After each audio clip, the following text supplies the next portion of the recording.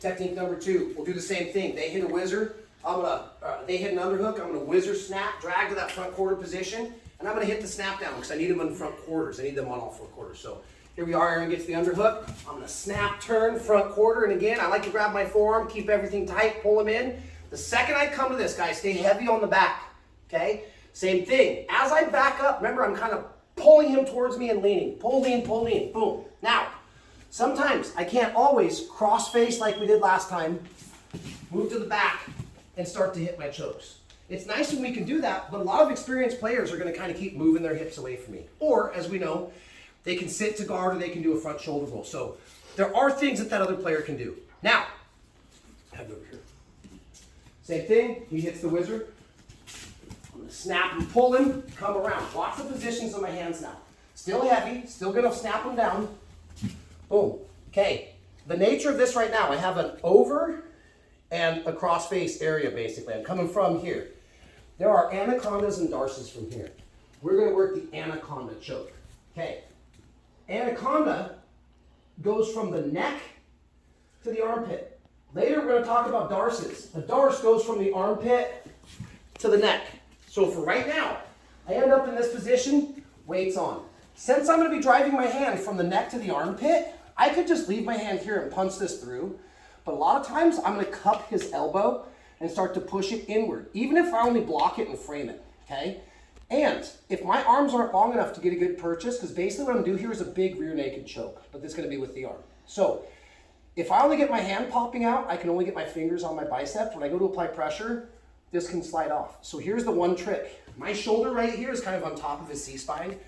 If you don't have long enough arms, or you got long arms and they're a big player, dip, lean, drop my shoulder to the side of the neck. Gets me more hand.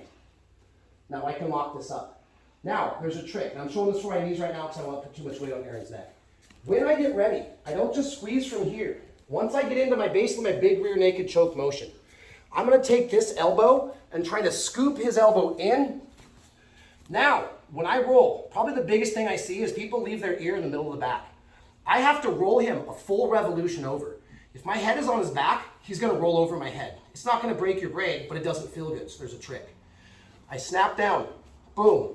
I punch through, hit my rear naked. I want to keep this hand up tight, squeeze. If I can, I'm going to take my elbow to start to clear his elbow because I don't want him to base.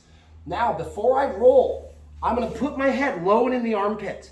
Now I'm going to straighten my leg, drop to my hip, and just like a gator roll, I'm going to roll him all the way across my body. So I tuck, roll, pull him, and I want to stop here on my side. We do not want to be on our back. I don't want to be belly down. I want to stop on our side. Now, what I'm going to try to do is start walking my hip to his hip, or my belt buckle to his belt buckle. Notice that his head, the back of his head is trapped in the center of my chest. So I keep everything tight, hand high on the back, squeezing, and I slowly start to walk in.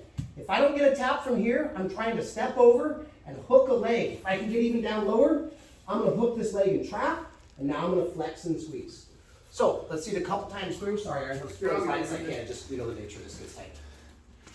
So he hits the underhook, snap front quarter, sprawl, lock it up to the side, all the way through, and now I start to climb in. When I climb in, look, see how his chin starts tucking down? This arm acts as like a block under his throat, and I'm going to basically crush. This is a blood choke, but it's more of almost like a windpipe attack. So I got to stay here. What I don't want is his head to pop out, in which case I would step over and take them out. But now I got to keep fighting. If I can stick him here, I want to stick him here. So again, whizzer snap front 3/4. Pull, pull, pull. Drop the shoulder if I have to. Lock it up. And remember, don't put the ear on the back. Start to basically smell his armpit. Roll him across your body. Stay on the side. Trap the head. Walk your hips in. Flex and squeeze. If they're still not going, I want to reach over. If the head pops out, hit them out. Okay? Try it nice. I would show you again, but I don't want to kill Aaron. You've seen this a couple times today. This is the Anaconda choke from front quarter. Ready? 1, 2, 3. Okay, so same thing. Let's just start in front quarters. You guys almost snap to the front quarters. Just an extra detail. Sometimes I can't, even though I'm dipping my shoulder, I can't get so much hand here that I can get a strong purchase right here. for whatever reason. Maybe they're dropping their elbow, maybe they're bigger upper body and I got little T-Rex arms. So if I can't get enough, remember on this one, I don't want my fingers on my bicep.